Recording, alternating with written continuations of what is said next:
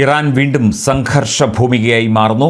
ഇറാനിൽ താമസിക്കുന്ന എല്ലാ ഇന്ത്യക്കാരോടും രാജ്യം വിട്ട് പോകാനുള്ള ഒരു നിർദ്ദേശം നൽകിയിരിക്കുകയാണ് ഇപ്പോൾ ഇറാനിലുള്ള ഇന്ത്യൻ എംബസി. തീർച്ചയായിട്ടും കൂടുതൽ സംഘർഷഭരിതമായ അവസ്ഥ ഇറാൻ്റെ വിവിധ ഭാഗങ്ങളിൽ ഇസ്രായേൽ ആക്രമണം കടുപ്പിക്കുകയാണ് എന്നാണ് ഇന്ന് രാവിലെ മുതലുള്ള റിപ്പോർട്ടുകൾ സൂചിപ്പിക്കുന്നത്. വീണ്ടും പശ്ചിമേഷ്യ മറ്റൊരു സംഘർഷത്തിൻ്റെ, മറ്റൊരു യുദ്ധത്തിൻ്റെ ആ മുഖത്തേക്ക് ഭീതിയോടുകൂടി ഉറ്റുനോക്കുകയാണ്. ലോകം മുഴുവൻ ഈ ഒരു വിഷയമാണ് ഇന്ന് ചർച്ച ചെയ്യുന്നത്. ഇറാനിൽ അതിശക്തമായ ആക്രമണങ്ങൾ, ഡ്രോൺ ആക്രമണങ്ങൾ അടക്കമുള്ളവ നടത്തിക്കൊണ്ടിരിക്കുന്നതിനിടയ്ക്ക് ഇസ്രായേൽ മന്ത്രിയുടെ ഒരു പ്രകോപനപരമായ ഒരു പ്രസ്താവന കൂടി വന്നിരിക്കുന്നു.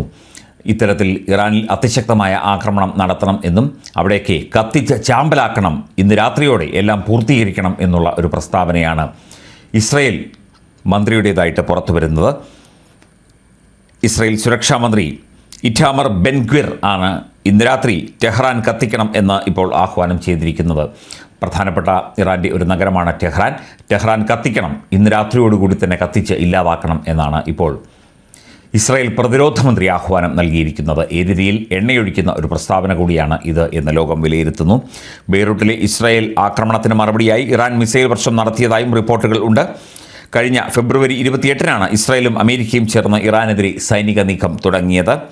തുടർന്ന് പാകിസ്ഥാൻ്റെ നേതൃത്വത്തിൽ സമാധാന ചർച്ചകൾ ആരംഭിച്ച് വെടിനിർത്തലിന് ആഹ്വാനം ചെയ്യുകയും ചെയ്തിരുന്നു.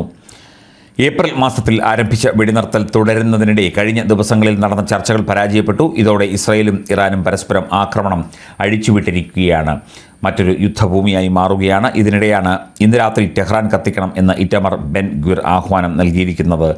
ഒട്ടും പ്രതീക്ഷിക്കാത്ത ഒരു ആഹ്വാനമായി പോയി ഇത് എന്നാണ് ലോക മാധ്യമങ്ങൾ ഇതിനെ വിലയിരുത്തുന്നത്. ഇത്തരത്തിൽ ആക്രമണങ്ങൾ നടത്തുമ്പോൾ അത് സമാധാനപരമായി പരിഹരിക്കുകയോ അല്ലെങ്കിൽ വേണ്ട രീതിയിൽ ഇടപെടൽ നടത്തുകയോ ചെയ്യുന്നതിന് പകരം ടെഹ്റാൻ കത്തിക്കണമെന്നും മറ്റ് നഗരങ്ങൾ കത്തിക്കണം എന്നുമൊക്കെ ഉത്തരവാദപ്പെട്ട സ്ഥാനത്തിരിക്കുന്ന ഒരു വ്യക്തി, അതും ഇസ്രായേലിൻ്റെ അതിപ്രധാനമായ സ്ഥാനത്തിരിക്കുന്ന സുരക്ഷാ മന്ത്രി തന്നെ ഇത്തരത്തിൽ ആഹ്വാനം നൽകുമ്പോൾ അത് ഇസ്രായേൽ ഡിഫൻസ് ഫോഴ്സ് അടക്കം അല്ലെങ്കിൽ മറ്റ് സൈനിക നീക്കങ്ങൾ നടത്തുന്ന വ്യക്തികൾ അല്ലെങ്കിൽ സംഘങ്ങൾ അടക്കം അവർക്ക് പ്രചോദനമാകും. അവർ കൂടുതൽ ഇറാനിലേക്ക്, ടെഹ്റാനിലേക്ക്, ബെയ്റൂട്ടിലേക്ക് ഒക്കെ തന്നെ ആക്രമണങ്ങൾ അഴിച്ചുവിടും എന്നുള്ള ഒരു സൂചന കൂടി ഈ ഒരു പ്രസ്താവനയോടുകൂടി വന്നിരിക്കുന്നു. ഇത് അനുചിതമായി പോയി ഇത്തരത്തിൽ ഉള്ള പ്രസ്താവന എന്ന് പറയാതെ വയ്യ എന്നും ആഗോള നയതന്ത്ര വിദഗ്ധരൊക്കെ തന്നെ വിലയിരുത്തുന്നുണ്ട്.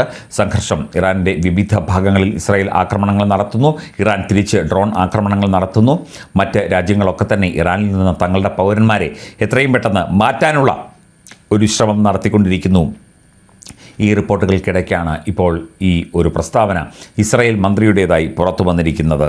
ഇത് സംഘർഷം കൂടുതൽ കടുപ്പിക്കുന്നതിന്, സംഘർഷം കൂടുതൽ കടുപ്പമേറിയതാക്കുന്നതിന് മാത്രമേ ഉപകരിക്കൂ എന്ന രീതിയിലാണ് കാര്യങ്ങൾ ഇപ്പോൾ മുമ്പോട്ട് പോകുന്നത്.